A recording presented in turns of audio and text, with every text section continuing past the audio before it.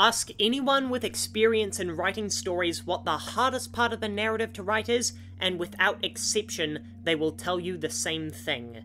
The ending. And it's obvious why. You've got your cast of characters, you've built up an expectation for the ending based on the quality of your narrative so far, and now you've got to neatly tie up all the plot threads you've laid out. It's no surprise why countless TV shows and manga screw up in their final moments. Game of Thrones and Attack on Titan are two of the best pieces of fiction I've ever seen, and both of them completely fumble their endings. But what happens when you're leading up to your ending? The length and the pacing of your story make it seem like it's reaching the conclusion, and then out of nowhere, you pull the rug out from under the viewer and say, "Surprise! You've only seen half the story. There's still more." I'm not talking about sequels. More often than not, a sequel is a different story than its predecessor. It's the same characters, but there's a new problem to solve or a threat to overcome. What I'm talking about is when the same threat you've been dealing with for the whole story survives what seems like your final encounter, and then the game says that there's still a lot more to go. If you haven't played one or more of these games and are sensitive to spoilers, please follow the timestamps on screen now to sections of the essay on the games you've already played. I will be spoiling the ending of all these games, so I suggest you use this guide. I'm going to take a look at this storytelling technique in video games and judge which games use it correctly and which ones completely fail. Now, to determine which of these games succeed and which ones fail, it almost exclusively comes down to the genre and of course the length of the games leading up to that point. So let's start with the absolute best example of this trope in gaming history, Pokemon Gold and Silver. As someone who's been a lifelong Pokemon fan since I was 5, but wasn't allowed a DS until my 7th birthday in 2010, I just missed the cutoff for Heart Gold and Soul Silver being my first Pokemon games. This would have completely changed my opinion of the franchise. Gen 5 is my favourite generation, not only for nostalgia but also for its many unique design decisions. So I'm curious as to what type of Pokemon fan I'd be if Gold and Silver were my first games. But as a modern Pokemon fan, the thought of multiple regions in one game is a concept as foreign to me as being attracted to Lopunny. Pokemon games are ones that live or die on their post-games, at least for the more hardcore fans. Oftentimes these are arbitrary goals such as shiny hunting, battle facilities, and online rankings. Often these things don't take as long to program compared to the main campaign, so to be hiding an entire region in the post-game is an unbelievably incredible move. The mad respect I have for Game Freak for not only fitting all that on a Game Boy cartridge, but also faithfully remaking essentially a second game for Heart Gold and Soul Silver is tremendous.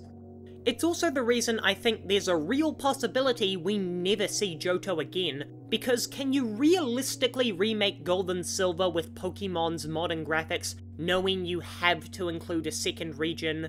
When Game Freak is already well past its wit's end when it comes to the number of projects and time they have to develop them. Pokemon Legends Celebi, I guess you're our only hope.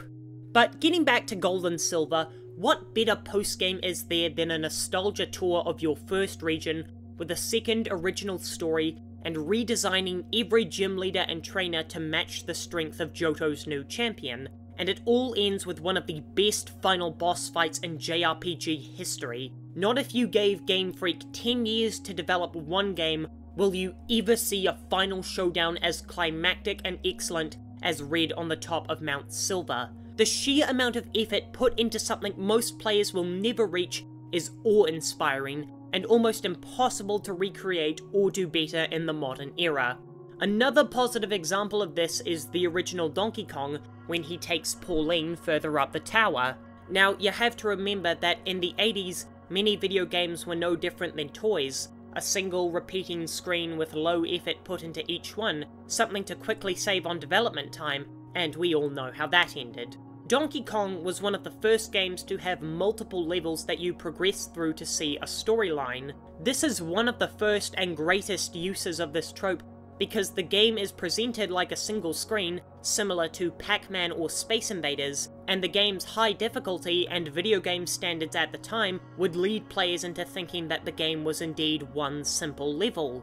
The nature of retrying over and over leads the player to believe that 25M is indeed the only level, but when you reach the top, Donkey Kong snatches Pauline away and continues to climb. Whilst it was the genesis of storytelling for literally every modern AAA video game, it's also quite scummy due to the pay-to-play mechanics of arcade machines. By giving the player a concrete goal rather than an infinite game, tricking the player into thinking they've won when they have to pay for every single attempt is a dirty trick, but hey, it's not like it matters anymore.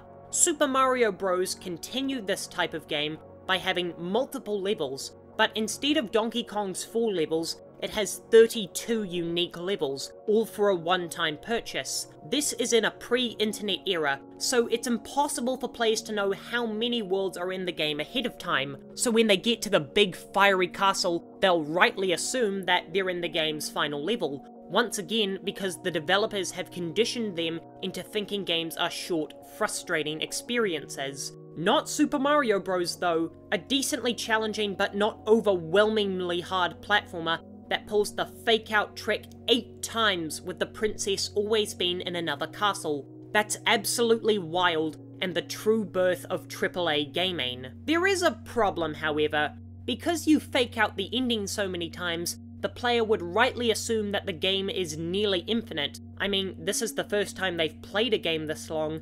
They have no idea how long it could possibly be. So when you do finally reach World 8 and save the princess for real, the player might be disappointed that what they thought was an infinite adventure was over. Of course, my parents were younger than I am right now when this game came out, so I have no idea what the mentality surrounding Super Mario Bros. And the NES were. If you were around for it, I'd love to hear about it in the comments. Let's stick with Donkey Kong and discuss a rather negative example in the franchise. Donkey Kong Country 1 when facing the final boss, King K. Rool. After landing the 3rd hit on him, he goes down and the credits begin to roll. Many players would celebrate in this moment. After all, they just beat an incredibly hard game designed for children. Oh, I read that wrong. An incredibly hard game designed for torture. The rule of 3 hits and you're dead is sacred for early platformers, so a game that features not only barrel levels but snow levels and a snow barrel level wouldn't dare betray that rule for a cheap kill, would it? Yes, it would. Donkey Kong Country 1 has a fake end credits scene purely to cheat the player out of a life, and it's so unfair. Donkey Kong Country 1 is a hard game, but as long as you're not in a barrel or minecart, it's at least fair. Not so with this trick. Hiding the real final boss behind a credit sequence is just meant to piss off the player. It didn't test their skill and was a cheap move. You don't see stuff like this in Dark Souls. When I played the game for the first time, I didn't fall for it because there were hints that something was amiss, such as the boss music still playing and the conspicuous names in the credits. But someone in 1994 is unlikely to pick up on this, and it's done in abysmal taste. Donkey Kong has a legacy of being a hard franchise, but it's never deliberately trolled its players like this. It just comes across as a middle finger to all the players that work so hard to get there. Now let's get into the most iconic use of this trope in gaming, Castlevania Symphony of the Night, with its legendary inverted castle twist. And here's where we need to separate the games I've already talked about for the ones I'm still going to discuss, because the games I've already talked about have one key difference from the ones still left in the essay: narrative. Pokemon, Mario, and Donkey Kong are all gameplay-driven games. You're not trying to finish the game to see the end of the story, you're playing to experience more levels, so surprising the player with even more is a wonderful surprise. Castlevania is a game where they go out of their way to make Dracula a detestable villain, someone who you want to vanquish, along with solving the mystery of Richter's betrayal. So I know this is an unpopular opinion when I say that Symphony of the Night would have been better without the inverted castle, but that's what I genuinely think. Don't get me wrong, it's still the best 2D Metroidvania ever made, but Metroid Prime still stands above it. So let me explain why I think inverted castle hurts the game more than helps it. Symphony of the Night is not a horror game, but it's certainly creepy. Its gothic theme and brutal enemy designs make the player feel nauseous the further and further they get from a save room. It's undoubtedly a tense experience, entering a new area and having to worry about losing progress. Not to mention the difficulty of Symphony of the Night to first-time players. It can be overwhelming if you don't know where the crystal gauntlets are. So when you climb up to that throne room and a battle takes place between hunter and vampire, it feels like a natural place to stop.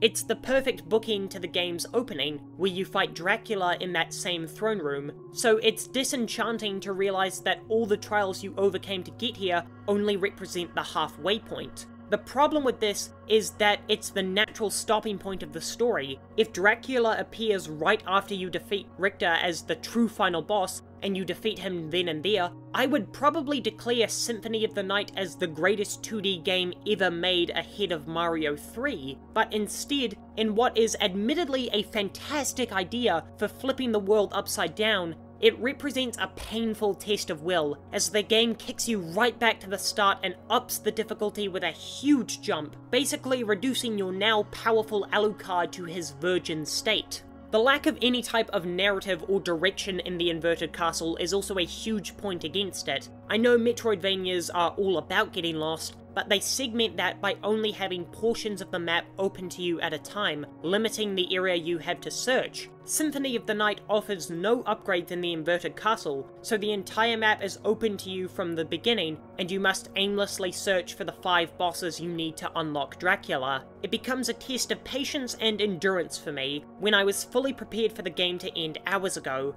I understand the genius behind this concept of flipping the world, but there are several reasons that the second half of the game just doesn't hit for me. Now we'll get into more modern examples, and once again, the idea of continuation after the credits is a failure because of the pacing of the story.